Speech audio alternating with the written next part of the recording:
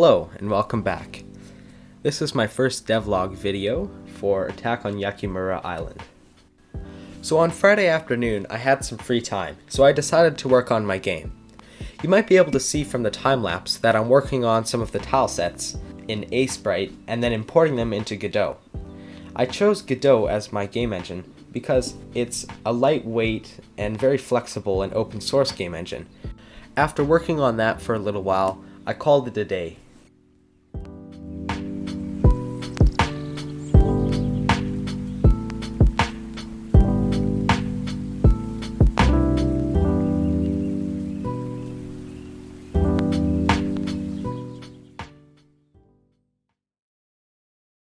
Okay, I'm back on Saturday, and I think it's time that I explain a little bit about the game and what it's about. Okay, so if we take a look at our Trello board here, we can see that I've completed working on the basic sand and beach, but this is just the basic tile set, and it doesn't have anything special like animated tiles for the shoreline, which is what I'm going to be working on next.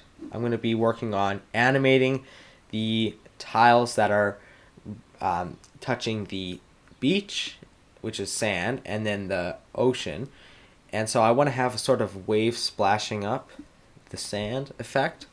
And I've looked online and it looks like it's doable with Godot, so that's good. So I'll work on animating the shore tiles, the part that touches the beach, have those all animate nicely. Then I'll work on animating the water tiles, since the ocean moves too. And then any other ocean tiles, like maybe we have certain heights of the ocean, at different tides, the water looks slightly different. So I think I'll be working on that. Possibly even like whirlpools, stuff like that. Now I think I should take a moment to explain about this game.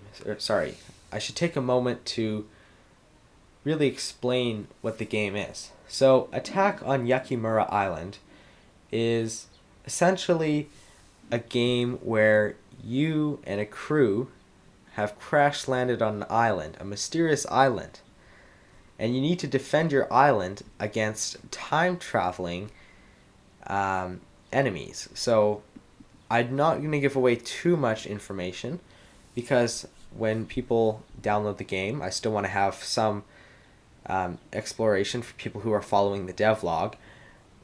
But I think I want to have, like, you build stuff on a beach, certain weapons, maybe you build boats, you can go out and collect resources, and you have a few other members on your team that can help you out. Obviously they're, NPCs, but they actually do stuff.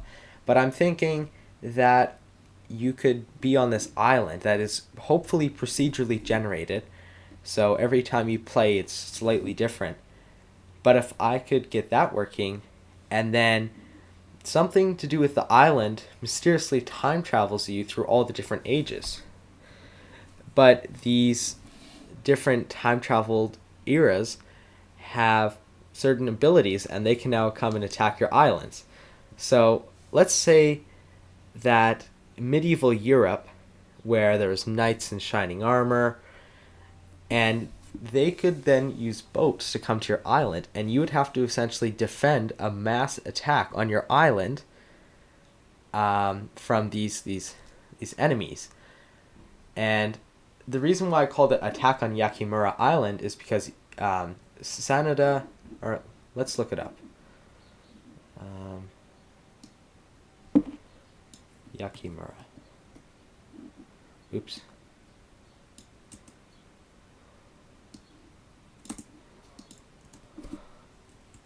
Yeah, Sanada Yakimura, and he was a great samurai in Japan. And part of the name's game has to do with the island, but I don't want to reveal too much. But I think the basis of the game would be you need to defend this island against time traveling, sort of like you need to defend the island against all these sorts of different mass attacks from different times during human civilization. I think it would be really fun because not only are you inclined to try and get all these different civilizations, and you could also get certain tool upgrades, weapon upgrades, depending on who's attacked you and if you've defeated them. I think this could be a really fun game. So I'll leave it at that, but I'm going to be working on the ocean and shorelines. Hopefully, what day is it? It's Saturday. Okay, so hopefully I'm busy today, but hopefully on Sunday or Monday I can start working on these shore tiles, and we'll see you then.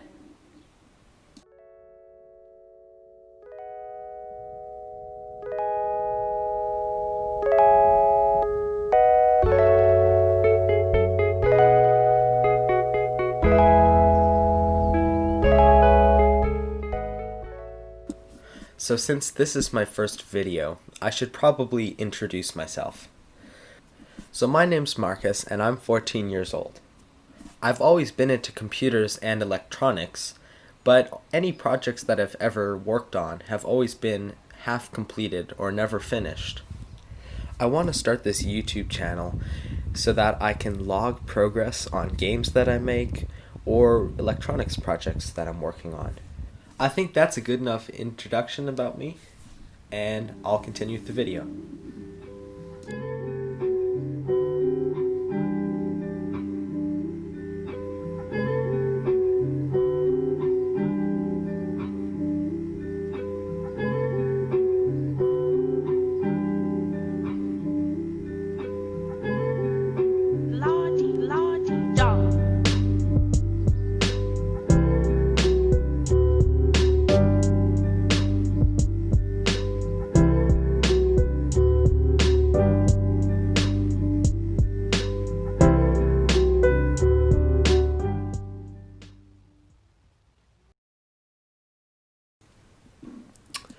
Okay, so welcome back.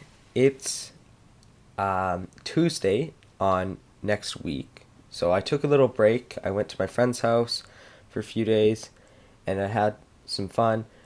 But now I'm back on working on my game and I just want to show the progress I'm making.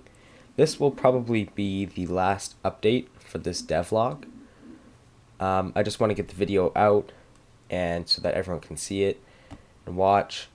But next devlog, hopefully I'll be adding quite a few more things. I'm hoping I can get a decent animation system working.